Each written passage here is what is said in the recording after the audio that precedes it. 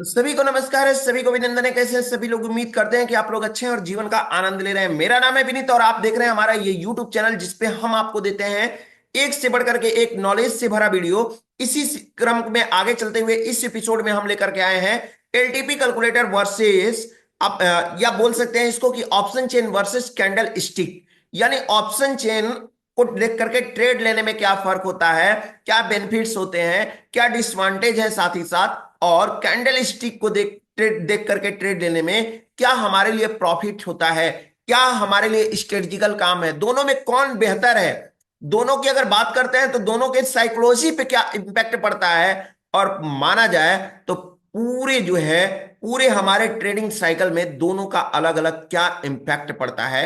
ये तो थोड़ा सा आपके लिए व्यू हुआ, लेकिन इसके बारे में हम डिटेल में बात करेंगे इस टॉपिक में आज।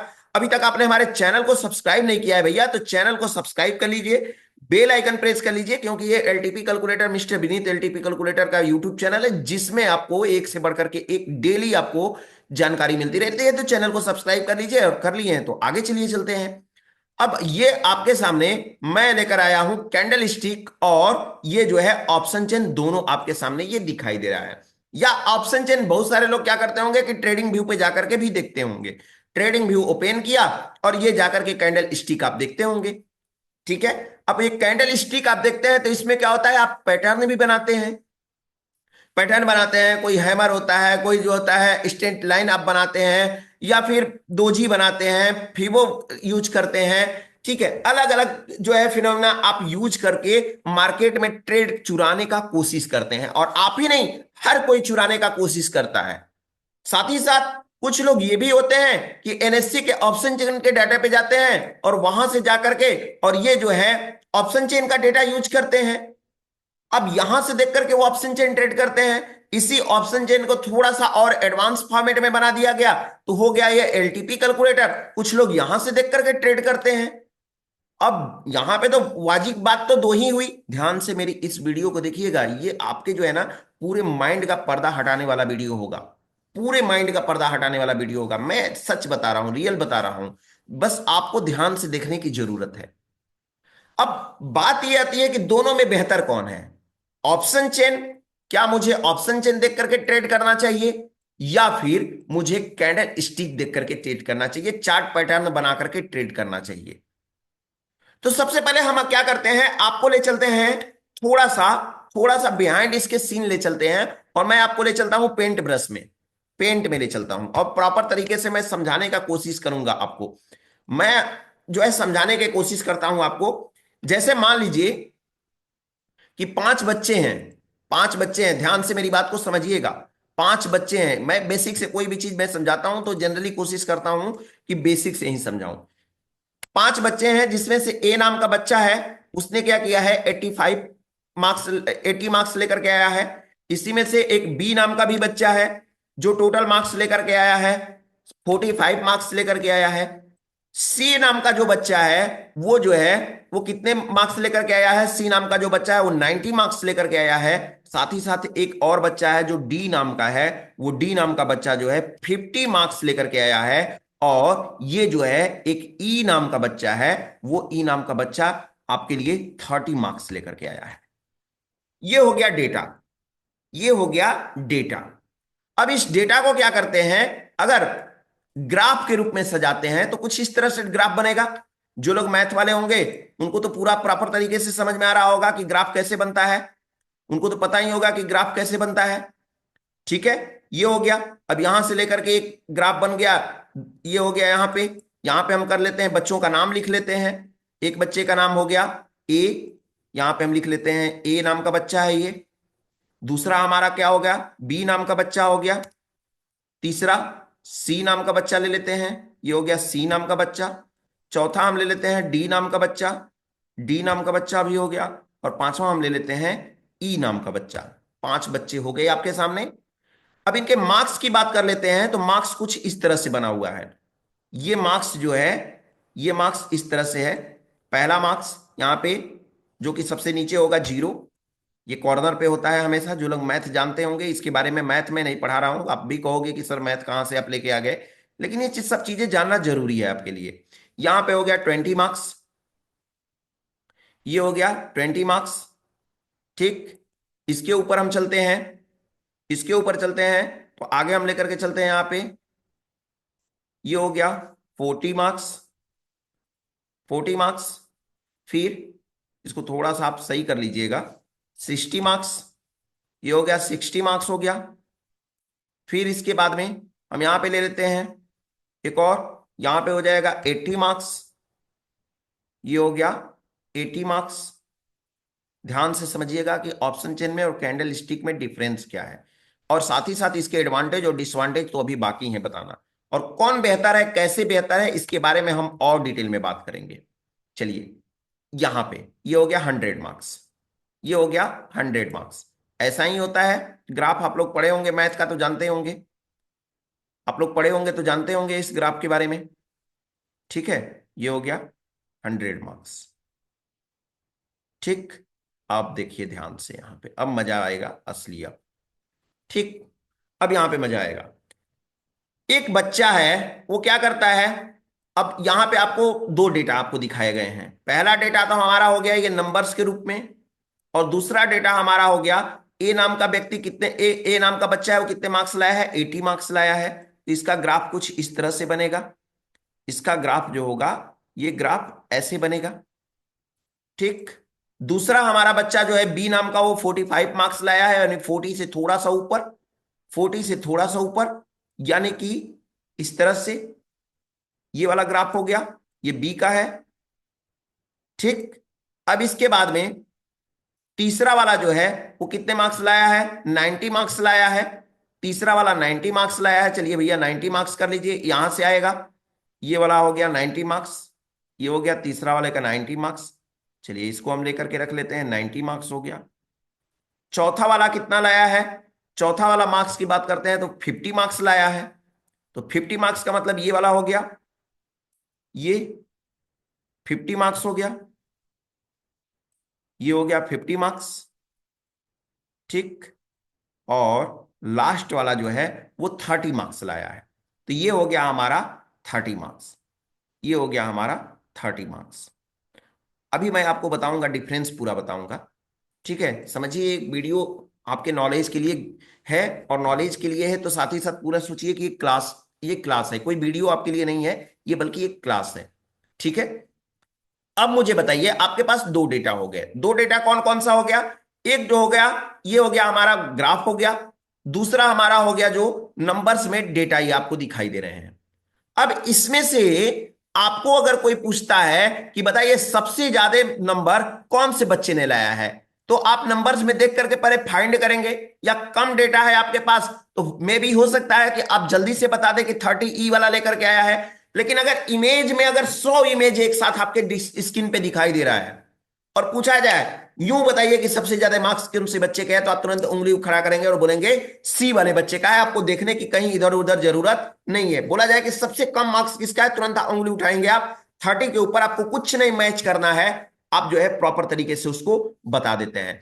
तो क्या हो गया, इस डेटा का जो यहां पे मैंने ये डेटा बना करके आपको दिया है, इस डेटा का क्या होता है, ये क्या है, इस डेटा का ये ग्राफ जो है, ये ग्राफ ये पिक्चोरियल फॉर्म है, पिक्चर के रूप में दिखाया गया है।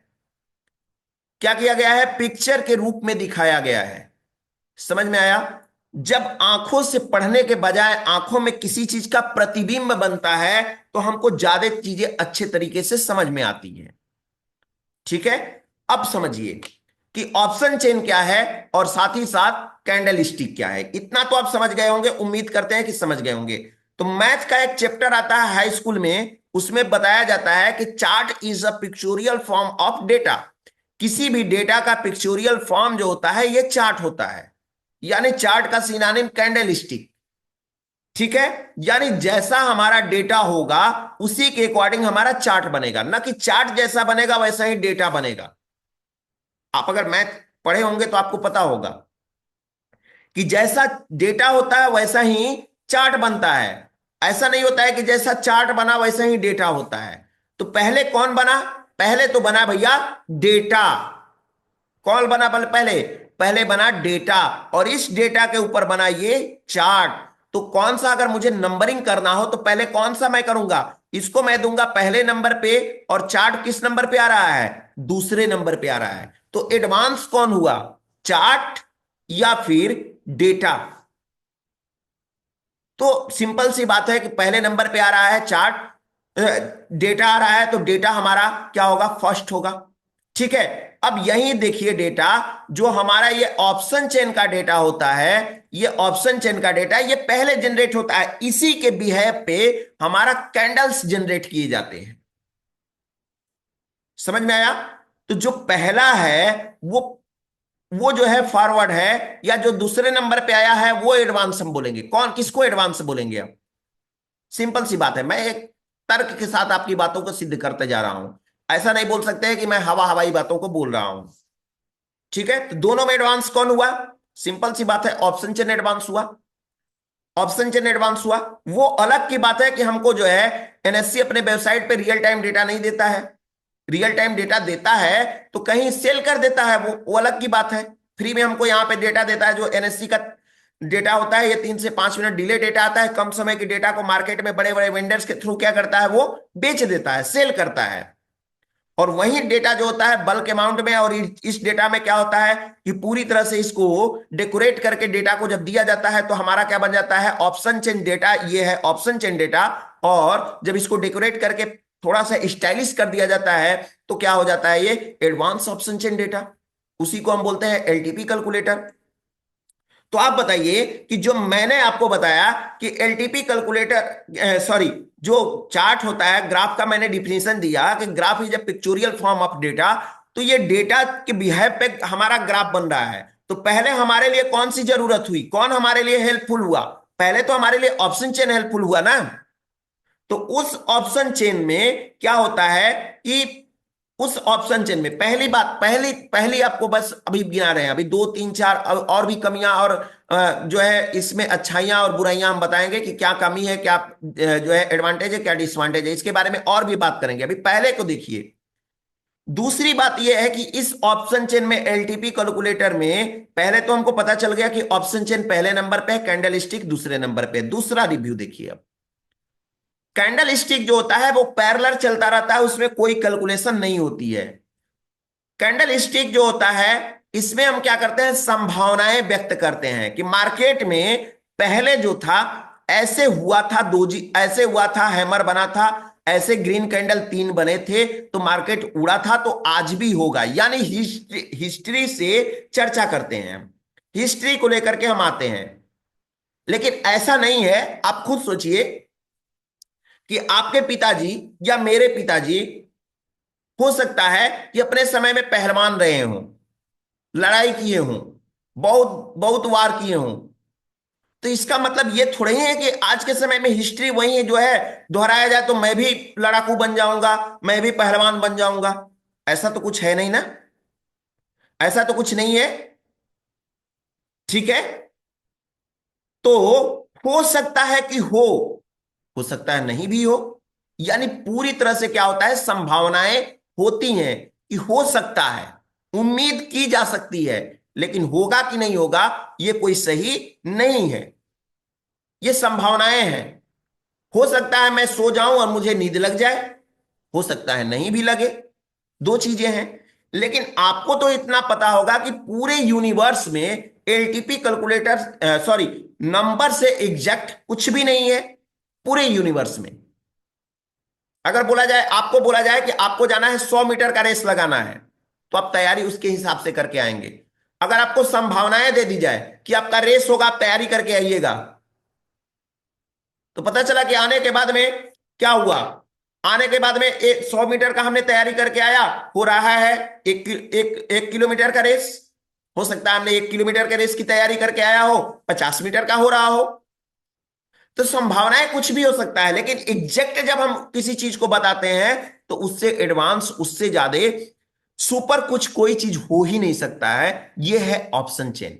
यानी कि यहां पे सिर्फ और सिर्फ हम कैंडल देख करके संभावनाएं बनाते हैं। जैसे मान लीजिए हमने यहां पे ट्रेंड लाइन ड्रॉ कर दिया, ट्रेंड लाइन ड्रॉ कर दिया, तो यहां पे हमारी लाइन को क्या किया, यहां तक तो चला, लेकिन आगे जाकर के ये क्या किया, ब्रेक कर दिया, मार्केट गिर गया नीचे, हो गई संभावनाएं खत्म तुरंत की तुरंत।